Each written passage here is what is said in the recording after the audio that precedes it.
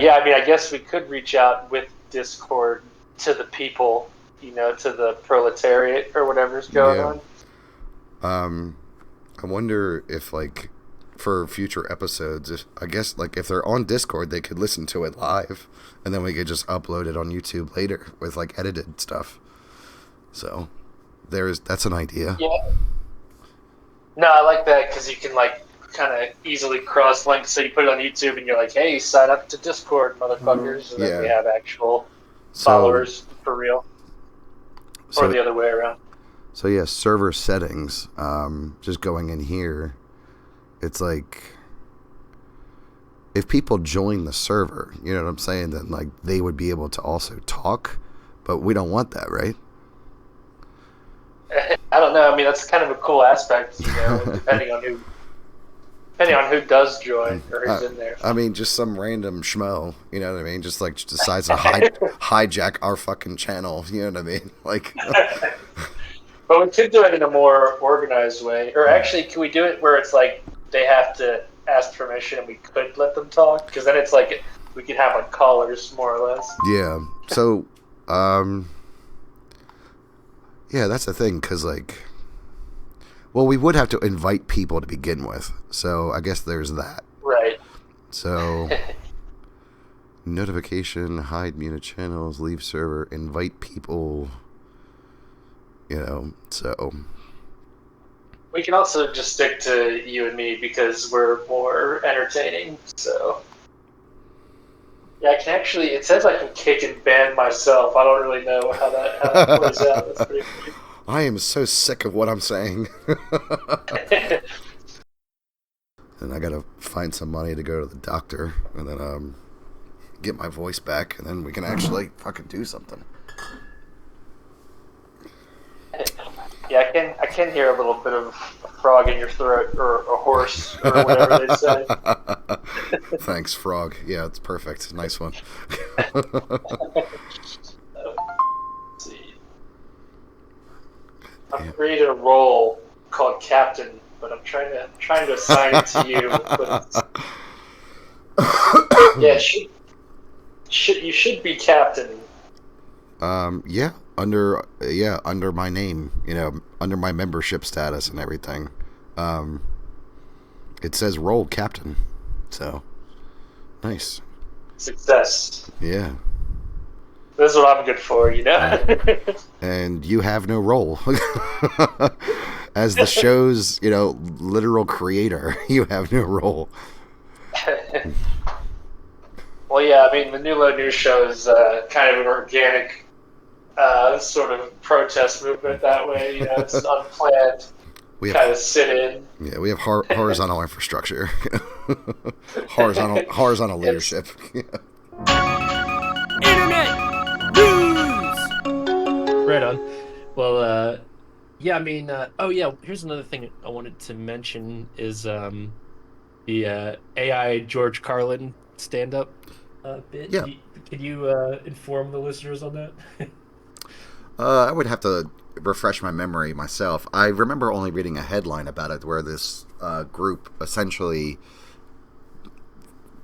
basically fed an AI program, whatever which one, a bunch of George Carlin stand-up clips, whatever, jokes and such. And it was able to recreate, or just not even recreate, but create an entire stand-up by George Carlin, a new one, which is pretty fucking eerie and crazy. And of course the George Carlin estate sued them. I mean, I definitely would. That's another thing that we were talking about with like copyright infringement and everything. I can look it up real quick. Let me just see. Yeah, I mean that's pretty much the story as I know it. Yeah. I did hear something about how this comedian involved, one of the comedians involved in putting it out is this dude Will Sasso, who his name sounds familiar, but I got to look up more about him. But at least some comments I was reading were saying that it might just be written, like the material might just be by another, like in the style of George Carlin, put through his voice, but essentially just written down, by somebody else, which is actually kind of impressive in another weird sort of way. But either way, like the whole his estate suing them. I mean, I don't know. I Yep, don't the think like manager. I think if George Carlin were alive, he probably wouldn't be suing over this. I mean, not that he could, but you know what I mean. Um, Yeah. I don't think it's something he would be into. I don't think he's into suing people too much. Yeah, they actually set the video to private on YouTube once the lawsuit was filed. So I could definitely, understand that shit. In the lawsuit filed by Carlin manager Gerald Hamza in the California District Court, the Carlin estate points out that the special George Carlin, I'm Glad I'm Dead, which was set to private on YouTube shortly after the lawsuit was filed, presents itself as being created by an AI trained on decades' worth of Carlin's material. That training would, by definition, involve making, quote, unauthorized copies of Carlin's original copyrighted routines without permission in order, quote, to fabricate a semblance of Carlin's voice and generate a Carlin stand-up comedy routine, end quote, according to the lawsuit. Defendants' AI-generated George Carlin special is not a creative work, the lawsuit reads, in part. It is a piece of computer-generated clickbait which detracts from the value of Carlin's comedic works and harms his reputation. It is a casual theft of a great American artist's work. Oh, just for anybody who wants to know, this is from an article on Wired.com. So the use of copyrighted material in AI training models is one of the most contentious and unsettled areas of law in the AI field at the moment. Just this month, media organizations testified before Congress to argue against AI makers' claims that training on news content was legal under a, quote, fair use exemption. So, I guess, like, what they're also saying in this article as part of the headline is that the George Carlin AI stand-up creators now say a human wrote the jokes. And that's Right. that's fucking stupid. Like, how can you like tell the entire world that this was generated with AI because that's what you exactly wanted to do, and then renege on that? Like, so either you're guilty of like copyright infringement, or you're and you're also a fucking liar, essentially. Like, there is no or in that. You're still stealing his fucking work, and then you're a fucking liar to begin, like, on top of it. That's so fucking weird. Like, how is this? Well, Like, how is that better? Yeah, if a human wrote this shit. Well, yeah, that's what I'm trying to figure out because it's like, if you wrote it and you're just saying I'm George Carlin or whatever, then that's kind of even more like theft. But then the AI generated thing is not much of a defense either. I don't know. I think ultimately I like it though, like as an experiment or idea, but I think the real problem is just saying his name, just saying George Carlin. If you're like, this is a George Carlin facsimile, totally not real for entertainment purposes only, etc. Like that's one thing. And then the other thing it's probably going to come down to is money, just like if you are profiting off his name, that's a problem. Fuck yeah. But if it is just for fun, like I think it should kind of be allowed, or I don't know. That's kind of what we're trying to figure out though legally. Yeah. But here's the issue. Automatically, something like that is going to gain a lot of traction on YouTube, and YouTube is automatically going to like have monetization probably. So I don't know if you would have to select videos to be monetized or something like that, but if that stand-up special gets 1 million views or something, you're automatically going to make money on that. I don't know how much, but there's definitely going to be money made off of that, or sent to you from YouTube or Google or whatever, just because it's so popular and it creates a medium for advertisement, I'm assuming. But check this out. Like, I just actually scrolled down and it says a human writing a stand-up special that was merely inspired by Carlin's work would likely not be subject to the same kind of potential copyright claims as the makers of an AI explicitly trained on that work. But even a fully human-written special would be guilty of unauthorized use of Carlin's name and likeness for promotional purposes, according to the lawsuit. That's exactly what I said. Yeah. Defendants always presented the Dudesy special as an AI generated George Carlin comedy special where George Carlin was resurrected with the use of modern technology, the lawsuit argues. In short, defendants sought to capitalize on the name, reputation, and likeness of George Carlin in creating, promoting, and distributing the Dudesy special and using generated images of Carlin, Carlin's voice, and images designed to evoke Carlin's presence on a stage. Oh, hang on a second. Oh, okay, it is for advertisement. So while the special doesn't present images or video of Carlin, the YouTube thumbnail for the video shows an AI-generated image of a comedian with Carlin's signature gray ponytail looking out over an audience. The lawsuit also cites numerous social media posts where Carlin's name and image are used to promote the special. Yeah, I mean, I think just legalize it. We should just generate a new Richard Pryor special and use it to get traction for the new low. I mean, if someone... Here's a gray area, though. If a human actually wrote these jokes and literally did this special as a George Carlin impersonator, that wouldn't Right. open anything up to litigation, right? Because it's an impersonation. That's what's kind of backwards to me is like my initial feeling was that would be okay, like if somebody did write it, but that AI would be the Mm. problem. But what they're saying is kind of the opposite, which is that it would be more of like an infringement if you used his name, but you were the creator or whatever. Um, Mm-hmm. yeah, either way, they should have called it like this is John Barlin's work or something. It just the problem really comes in with using his name, Yeah, it's it, but and you it could is it's kind of still... a good it's kind of a good point because we could just it kind of reminds me of something other people do on YouTube, which is like they're just a regular hip hop producer like me, like they just make beats, but they'll post shit like Dr. Dre type beat, which is what they're saying is like this sounds like something in the style of Dr. Dre, but by putting Dr. Dre in the title, they're still getting traction for the video. You know what I mean? Oh, Um, man. That is so cheating. Yeah, but it's extremely Well, common and not on yeah, that level, not really prosecuted or anything. It's just annoying when you're searching for shit or whatever. I, I Um, agree. So you can't trust YouTube Shorts in music.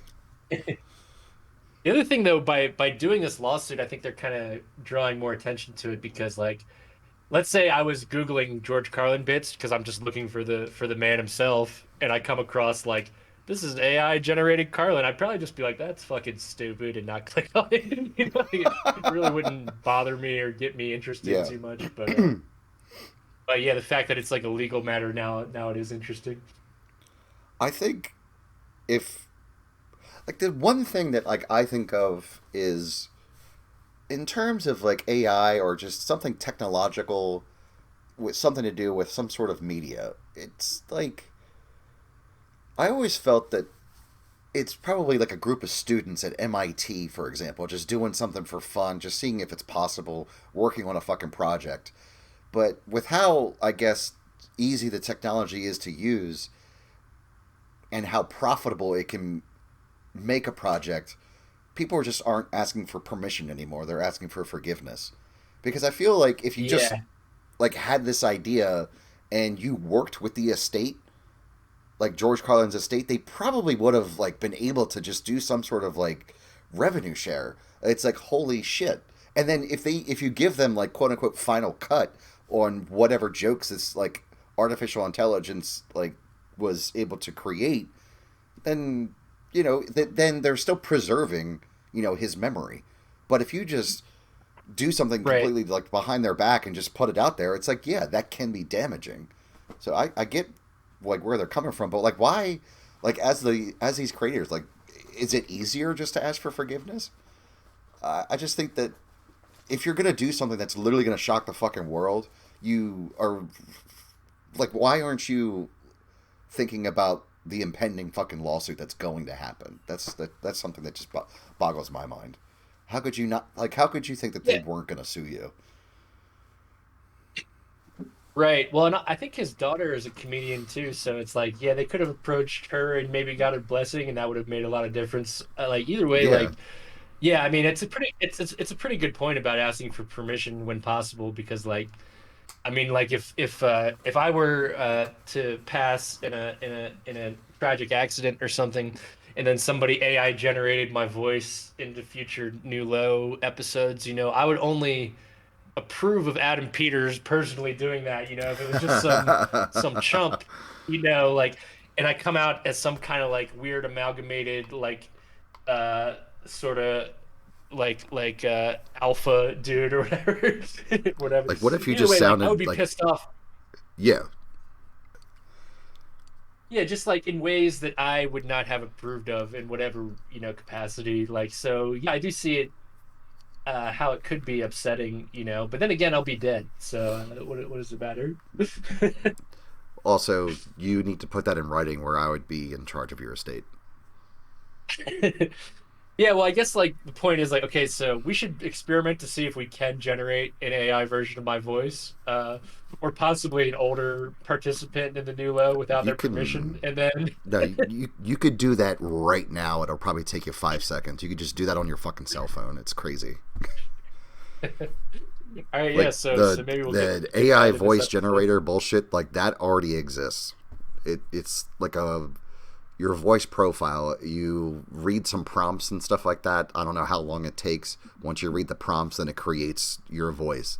So you'll be able to type shit in, and then whatever process it takes, then it'll be able to read your own voice back to you. It's fucking scary. But no one's Huh. gonna I take mean, my like, voice. I mean, like, I kind of approve of it, like, in the sense of I want to live forever. But then, yeah, it's just a matter of if my voice is out there in the future saying like I like country music, I voted for Trump, I'm a homosexual, whatever things aren't really true. It's Right. that's upsetting. So that's why I need like Adam to look over it until he passes, and then somebody else can take over. It's John, like a never John ending. Fang. John's Yeah. totally gonna outlive all of us. Probably, but yeah, as long as there's a shepherd to guide the new low into the coming century, Yeah. the 2100s. I mean, it's gonna be a while. Get your hands in the air for a special report. Get your hands in the air for a special report. Motherfuckers, you know it's a special report. But These are anyway, I good. wish I could. Yeah, I wish like fuck. God damn it! I just wish I could fucking find what I was fucking looking for. That way I could fucking tell you what it is, and we can all have a fucking laugh. Fuck. Okay, I mean it's still findable, so Yeah. it'll just be another time.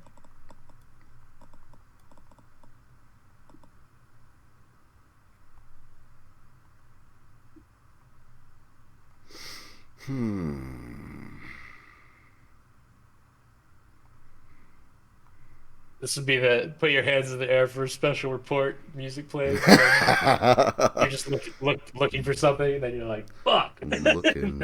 end. I can't fucking find it. That's what it is. Yeah, that's the special report. Could be pretty funny. All right. Let Um, me. Get your hands in the air for a special report. Get your hands in the air for a special report. Motherfuckers, you know it's a special report. But pop music to me is like, it's like it should be slowed down half speed with some dude rapping about using illegal drugs on it. Like that's my favorite version of pop music, is like resampled or whatever. But yeah, like It does. I don't know. That does remind me. You talked about like recycling stuff. Like there was when I've gone onto like my YouTube Shorts. Like when I go into that hole for like 2 hours, and like you just swipe and swipe and swipe. But there was this one guy. He actually dissects songs essentially. Like he says, "You've heard this song before, right?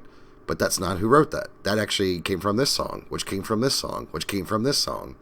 So like some of these like like really recent like popular like top of the music charts tracks and stuff like that, like they can be traced back to like 4 generations ago essentially, or like 3 generations ago, like for the original beat, the original rhythm, I guess, which I think Yeah. which is fine and everything, is as long as that would be part of the public domain, you know what I mean? So I mean, I love all that shit, genealogy of music type Mhm. shit. So, I mean, to me, I don't know. Like, actually, I should send you this shit. My friend, I just watched it yesterday. But yeah, it's a documentary all about sampling, not only as it applies to hip hop, but that's a big part of it. But yeah, it's got a lot of stories in there, like because it's played out differently for different artists who've like sampled each other's work. You know, like because sometimes like it makes the former song a lot more popular, you know, or whatever, or have like a resurgence in sales. Yeah, that's true. Yeah, I totally get that for sure. And yeah, there's just other weird cases. Like one of the more interesting ones I thought was the Gray album, as it's called, which is this dude Danger Mouse makes the Beatles' White Album with Jay-Z's Black Album vocals. Just the kind of shit I do now. And but you know, he did this back in 2005 when I was not as good at rap music yet. And but either way, like he put it out for free. But then he was still sued because it just became enormously popular by the Beatles side or whatever. Wow. And he basically didn't get. I mean, they didn't have anything to take from him. So, Yeah. I think it was dismissed, or I don't know what ended up happening. But he didn't really suffer consequences besides being harassed or whatever. But kind of reminds me of like there was this one dude who talk about like like say there's like some sort of like intellectual property like in media, so like movies, books, television or whatever. So of course like you'll have fans who would write fan fiction. Okay, there was this one dude who was quite obsessed with Lord of the Rings, so he literally wrote like other like iterations of like stories and stuff like that within that same universe. And like the Tolkien estate like got involved with this because like he was writing these and I think like trying to possibly get them published or something. I don't know if he was trying to seek permission or suing to be allowed permission to publish these things, and the Tolkien estate was like no, like it might belong to us because, you know what I mean? Like, it's like all of our intellectual property that you're using. It was fucking crazy, man. So it's like, imagine, like, literally your life's work, you can't even, like, publish, But also, like, imagine it also being taken away from you. I gotta look that up. Just make sure I'm not fucking talking out of my ass. yeah, no, that's wild. I would imagine in a just world, fan fiction should just be like legal, legalize it, let my people go. But yeah, that's crazy to be like you're using. I don't know. It does make a weird kind of sense, like if you don't like how somebody's using your characters, if you find it too like pornographic or like against its original intent or whatever, maybe you want somebody to stop. But otherwise, like, I wouldn't give a shit. Okay, so I might have amalgamated this a little bit. A judge dismissed Demetrius Polychron's lawsuit as frivolous after he self-published an unauthorized Tolkien sequel and then attempted to sue the estate. Okay, yep. Okay. Yeah, so now I get this. So this dude writes a sequel, okay? Completely unauthorized. He does it himself. So clearly fan fiction. But the thing is, though, is that, like, it's almost, like, I think it was, okay, so in 2022, author Demetrius Polychron published a book called, wait for it, The Fellowship of the King, touting it as a sequel to J.A.R. Tolkien's beloved fantasy trilogy. The book was set about 20 years after the events of Return of the King, name-dropping familiar characters like Samwise, Aragorn, Elrond, and at the time, Polychron billed it as part one of a planned 7-book series. So earlier this year, so let's see when this was. This was back in 2023. So, earlier this year, Polychron launched a lawsuit against the Tolkien estate and Amazon Prime Video, accusing the TV series The Rings of Power of copyright infringement. The Tolkien estate later responded with a dueling lawsuit of its own, alleging that it was actually Polychron who committed copyright infringement by publishing and selling the book without permission. A book that he fucking wrote, you know? But, of course, it's, you know, you're using intellectual property that they didn't give you permission for. So they actually do have every right to fucking sue him for doing it, you know? Oh, man. It's fucking crazy, dude. I think it would depend a lot on context, what he's trying to do with it. Check this out. Polychron was slapped with a permanent injunction, which requires him to destroy all physical and electronic copies of The Fellowship of the King and prevents him from publishing any new work based on Tolkien's books. The judge also ordered Polychron to pay legal fees for Amazon and the Tolkien estate, totaling around $134,000. Dude, the guy just wanted to fucking write a book, you know what I mean? Like, off of a series that he loved. And he has to destroy that shit. Yeah, I don't really get the destroying part. Like, should be able to release it. I mean, like I was saying, it depends on the context. Like, if I was the judge, if he was trying to pass it off as like literally a counterfeit book, you know, like it said like the wrong author, that kind of shit, that's one thing. But if it's like, yeah, this is my book, it's under my name, and it's called this, it's about these characters, even using characters from another book, like that's not illegal or anything. Like writers have been doing that for a while, so yeah, I don't really give a shit or see it as like a infringement or whatever. Yeah, it's just kind of funny because like this dude was able to make the Grey album and just nothing happens, essentially. Just like their estate gets a little angry, you know, but there's nothing to take. So like if this guy Polychron actually does have like hundreds of thousands of dollars, then maybe it does make sense to sue him. But if he was just some poor sap who just liked the series, and he didn't make any money on it, then I guess there is no reason to do it. So I don't get that, you know.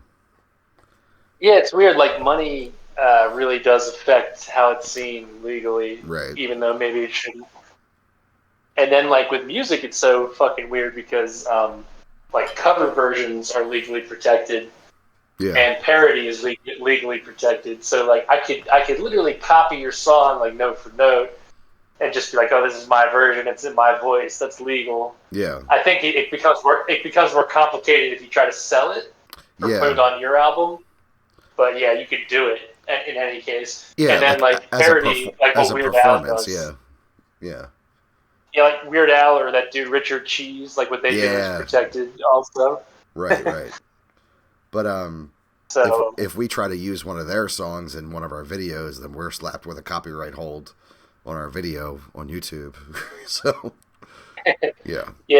This is an interesting aspect too that the sampling documentary made me think about, which is like, okay, so let's say I sample let me pick somewhere where I know the musicians. Let's say like I sample a song by the band Cream, right, which has Eric Clapton in it, and it's him playing guitar. So when I credit the sample on my song, I could say this is by the band Cream, which is true. But that doesn't credit the individual person playing the instrument. You know what I mean? Like, so should I credit it to Eric Clapton? Or like if I'm sampling the drums, should I credit that to the drummer Ginger Baker instead of Cream? You know what I mean? Like, it's kind of funny. Yeah, how do you cite your source?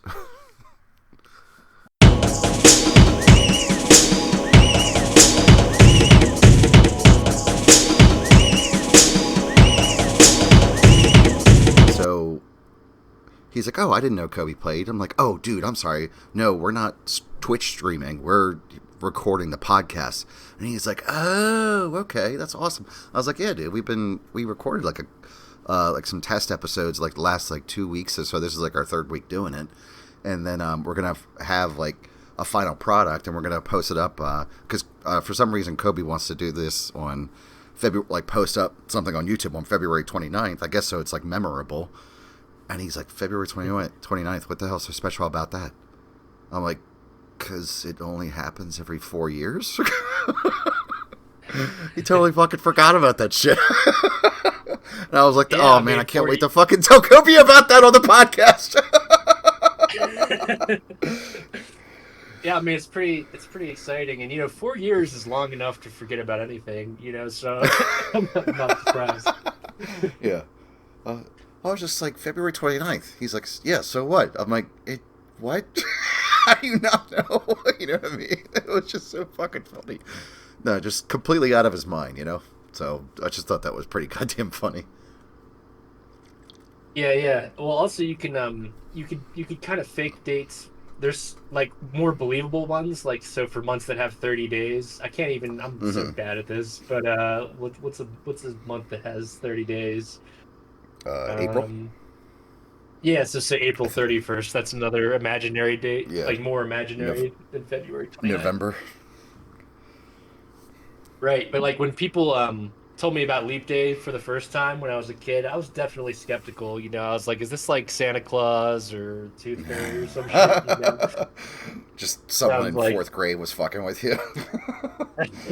Yeah, and they were like, Greek people made it up, and I was like, sounds suspicious still. I'm not buying it.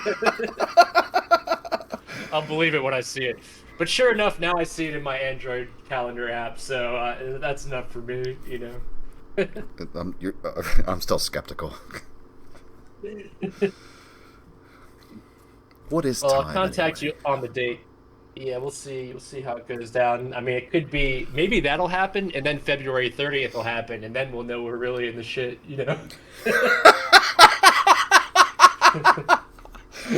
We're really in the suck right now, dude. We have no idea what the fuck's happening. God damn, that's funny. Oh, Deny class struggle and it only grows greater. Deny class struggle and it only grows They have greater. it so, like when you turn it on with no SIM in it, it says emergency calls only. exactly. So that's for like, if I had been kidnapped or something and I find a dead phone, I could still call 911. Exactly, yeah. There has to be a way to hack the whole thing and just get free phone, though. You would think, like how, like, yeah, there's got to be a way, right? Like a, Yeah.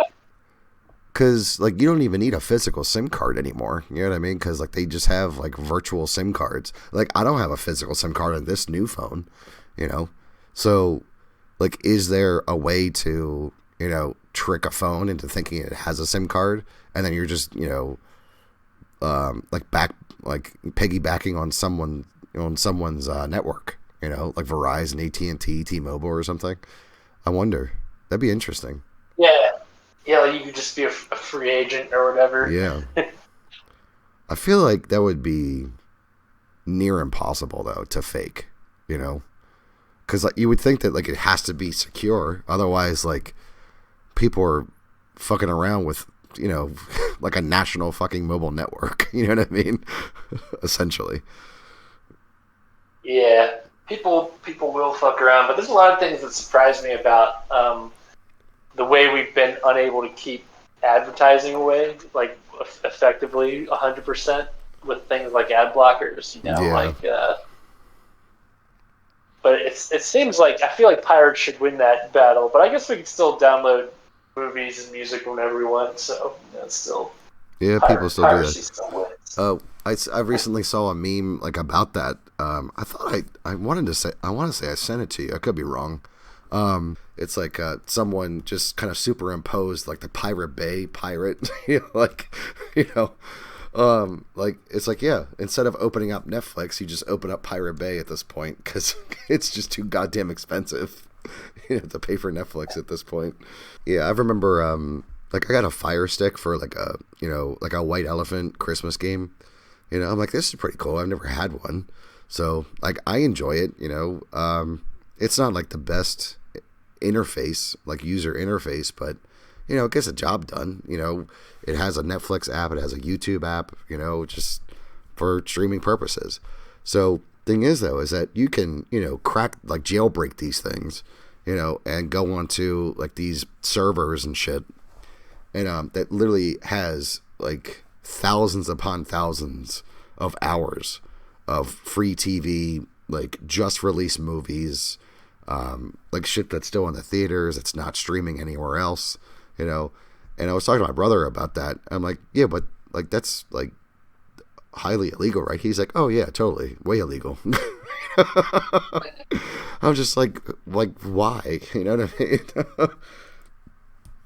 I mean, I get why, because I mean, I get why, because it's fucking free, you know. But I don't know. You know what I was remembering or hearing about recently was back in the day when you would, you know, everybody had Comcast, but like some people jacked it somehow or got it free. I don't know, but that's what I heard on the street anyway. Is that you get, you know, HBO or whatever you wanted essentially if you just could hack it right or whatever. There was I think one of my friends a long time ago, like she told me that she had a friend that was able to literally like somehow like bypass like, you know, like cable TV like blocks or whatever. So if like your cable connection, like your cable package, like if you didn't pay for certain things, like somehow this dude was able to just like bypass that, you know. And like, and I believe this wasn't like in a cable box though. This is like specifically like, you know, like with using like computers and stuff like that. So it wasn't like being able to, you know, like literally break into like the lines of or something, you know what I mean? Like for for Comcast. Yeah, it's something to do with like, you know, you were able to like basically stream off of, you know, like the broadcast, you know what I mean? But like hacking into it or something. I was like, that's fucking crazy, dude. Like you're just stealing information out of the fucking air. Yeah, that makes sense. I gotta look up about this shit to send to you actually, but there's a couple times that like TV stations have been like hijacked by like basically who knows who, you know. But it's funny because like whoever hijacked it was recorded. I'm thinking of one time, I think it was Scotland maybe or England, but yeah, like some dude took over the airwaves. He kind of looked like Jim Carrey in The Mask when he's all green and shit. And he just had this really weird, like, cryptic message, and then, yeah, I guess, like, there was a couple interruptions, but yeah, I just find it interesting that people used to do that back in the day, and, like, I guess it could still be theoretically possible, or maybe not, because it's all digitized now or whatever. I did see that. But, I did see that happen one time. It was the most bizarre thing I've ever seen in a, like, in terms of like what was going on. It was essentially like someone, we were watching something and all of a sudden, and this was like a premium cable thing, so there were no commercials, or what this would have been would be like an infomercial, you know. And all of a sudden the broadcast got interrupted, and this, you know, it was like this pre-recorded thing of an infomercial for like exercising or something. And we're like, what? That's weird. So when we changed the channel, it was the same thing. Every single channel was overridden with this infomercial. And it was like, holy crap. Like, did Comcast get hacked? Like, did someone's literally overriding every fucking channel? Or did Comcast fuck up? I think that's the more likely scenario. You know, Comcast probably, like, someone spilled coffee or on a board or something. You know what I mean?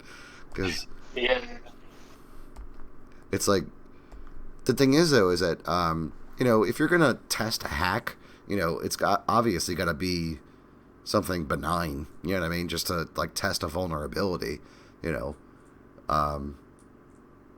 so that makes sense. Like if you're gonna, you know, think about like conspiratorially, you know, like if fucking Russia wants to like, you know, hack our airwaves, you know. Put a fucking infomercial on Comcast, you know, see if this works, and then we can, you know, do the real work. Yeah, actually, I didn't even think about it like that, but that does make perfect sense. Yeah, the other thing, when you were erring on the side of thinking it was an accident, I think that's possible too, especially if it's something that you would see on TV instead of just something like off the wall. Yeah. Although, yeah, like you said, using something innocuous makes sense too. Yeah, the ones I was reading about were more like just weirdos trying to freak people out or whatever. Yeah, just seeing if they could do it. Yeah, but I mean, I just like the whole concept of taking over the airwaves. It's so old school and funny to me. Like, like what if we get this episode 0 recording and then like I somehow override like the main sports broadcast channel here? God, can you imagine if it was just us talking for the entire Super Bowl? Yeah. Like, where the fuck are the Broncos, bro? Dude, I would literally go to jail for that. That would be amazing. Like, everyone would remember us. Like, that's just 100% true. Two Baltimore natives fuck up the Super Bowl for the Ravens. You know what I mean? Like, yeah, they'd probably trample us to death or something. God, we would be hanged for sure. Yeah. People take football very seriously. News from somewhere else. Call letters, like KXPL or BAL WTF. You know what I hate though? Like, sometimes I catch a little FM radio around here, and the shock jock sort of style of like just walking around on microphone. Sure. It's always wrapped up in sports nowadays. Like sports, they talk about like football for 30 minutes, and I can't hang because I'm a woman or whatever. I mean, women like sports too, Yeah, that's what makes it even more emasculating or whatever. No, but I mean, I think it's just ready to say to other men like, "Oh, I like baseball." Just so they know you're not a mo or whatever. No, I think it's more or less just because it's that time of year, like the postseason's over. They're fucking talking about all kinds of shit about the MVP. They're talking about the Super Bowl, of course. They're talking about, probably in the next like 6 months, there's going to be, the fucking NFL draft and shit. So, like, it's nonstop with football. Like you think it's going to be over after the Super Bowl, but it's totally not. Well, this is kind of my thing with team sports in general, why I don't stay interested.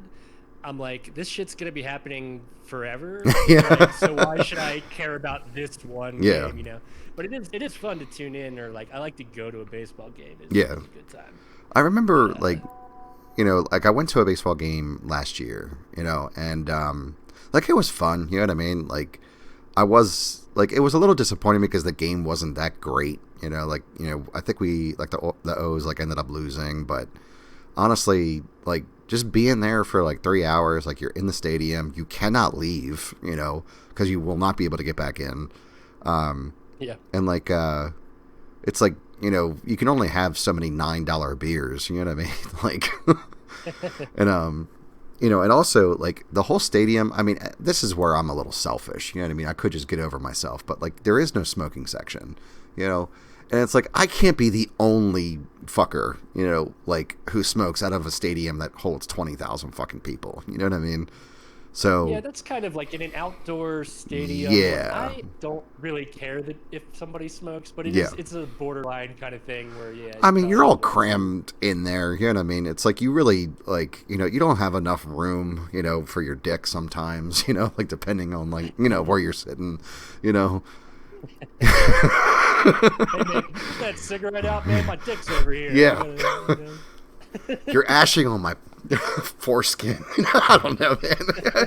But anyway, like, so yeah, like I'm just saying in the sense that like, yeah, you could literally be blowing smoke in someone's fucking face. Like, that's all I'm saying. So yes, I completely understand that. But like, yeah, just because you're packed in seat by seat, but I mean, because it is open air, it's kind of, I don't know. I wouldn't personally care, but I do see how somebody could care. Yeah. So, and then like, I mean, it's like you have to fucking drive downtown. You gotta fucking park. You gotta, and if you take the light rail, you're probably gonna, get stabbed or something nowadays. Like, or the fucking thing's just gonna like, catch on fire or some shit, So, because there was a report about that pretty recently. like some electrical problem or some crap like that with one of the trains like here. So it was nuts. And but yeah. Anyway, I just like I don't like downtown that much. Like I just it's like seriously, it's like, you know, I don't have to pay for a ticket. I can just watch the game like on my big screen, you know. And I don't have to fucking like I can make up my own hot dogs, you know, and drink my you know $1.25 a can, you know, Budweiser. Beast of the beast of the beast of the week. Beast of the beast of the beast of the week. Beast of the beast of the beast.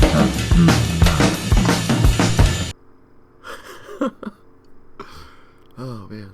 All right, dude. Well, I'm definitely ready like to do a beast of the week. I don't know exactly what to, you know, cherry pick out of Billy's Wikipedia page, but I think most people are pretty familiar with this dude anyway, so. Oh, Billy Shakespeare? Yeah. Yeah, I think he's I mean, even if you don't think you're familiar, you know, a lot of the tropes and shit that he wrote into his literature, like, comes up in newer stuff. Mm-hmm. I mean, even the whole, like, Romeo Juliet love story, I mean, that's like a prototype that, you know, he kind of, like, set for everybody else. And yeah, as far as like other old English literature that I was taught, I wasn't really too impressed by like what else is there, like the Odyssey or whatever the fuck. Oh, for Homer. Yeah. Sorry, I was reading something. I wasn't really paying attention. I'm sorry. Cool. Yeah, I was just trying to say why Shakespeare's cool, in case people need to know. Some motherfucker back in like the 1590s like attacked Shakespeare. See, that's you could tell that he was cool because of the amount of jealousy he was inspiring in his fellow man. You know, he probably said something, you know, cutting and true to him, and that pissed him off. You know, I imagine. It is not known definitively when Shakespeare began writing, but contemporary allusions and records of performances show that several of his plays were on the London stage by 1592. By then, he was sufficiently known in London to be attacked in print by the playwright Robert Greene in his Groat's Worth of Wit from that year. There is an upstart crow beautified with our feathers, that with his tiger's heart wrapped in a player's hide, supposes he is as well able to bombast out a blank verse as the best of you, and being an absolute Johannes factotum, is in his own conceit the only shake seen in a country. I can't understand English, so someone else, if someone could explain that shit to me, that would be awesome. So get in the comments. But other than, you know, Green being a little bitch, I mean, you know, Billy Shakespeare is pretty fucking cool. Yeah. Yeah, I mean, imagine growing up in the same time as William Shakespeare and you write literature. I mean, that's got to be a bummer, you know, just to know that he's the shit. Yeah. So, what I'd like to... Okay, here we go. Influence. This is what I wanted, because this is the kind of shit that, you know, really makes a beast, you know? So, yeah, like, Shakespeare's work has made a significant and lasting impression on later theater and literature. In particular, he expanded the dramatic potential of characterization, plot, language, and genre. That goes to what you were saying about the, like, just creating fucking English, you know? Yeah. Yeah. Until Romeo and Juliet, for example, romance had not been viewed as a worthy topic for tragedy. Wow. Soliloquies had been used mainly to convey information about characters or events, but Shakespeare used them to explore characters' minds.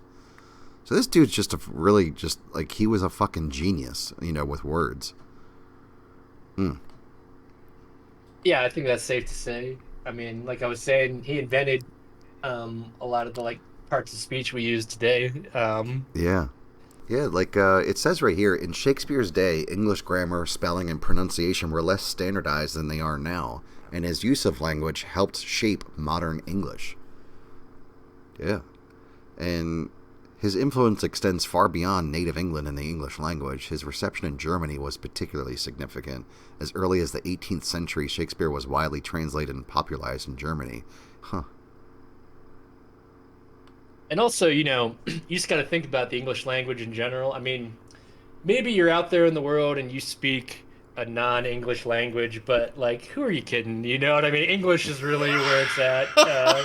You're like, I speak Yeah. German or French or Japanese. I mean, get the fuck out of here, man. Like, all the best comedy, hip hop music, Shakespeare plays are all in English. So, just get with it.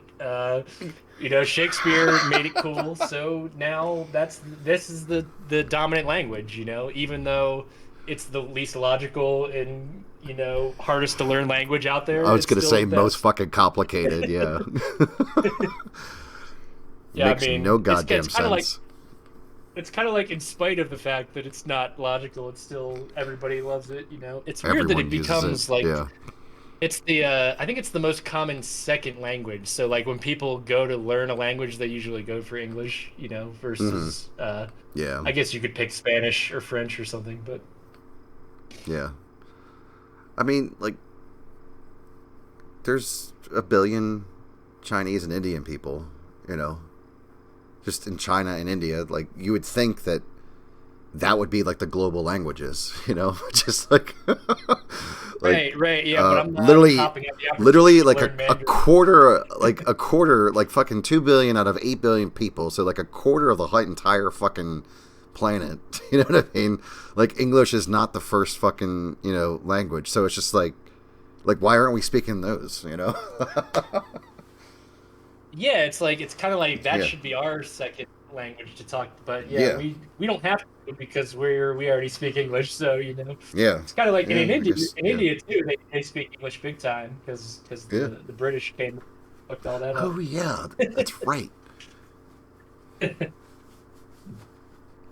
They were probably like, "Hey, read this Shakespeare play," and Indians were like, "I don't know about that." Oh fuck, that's great.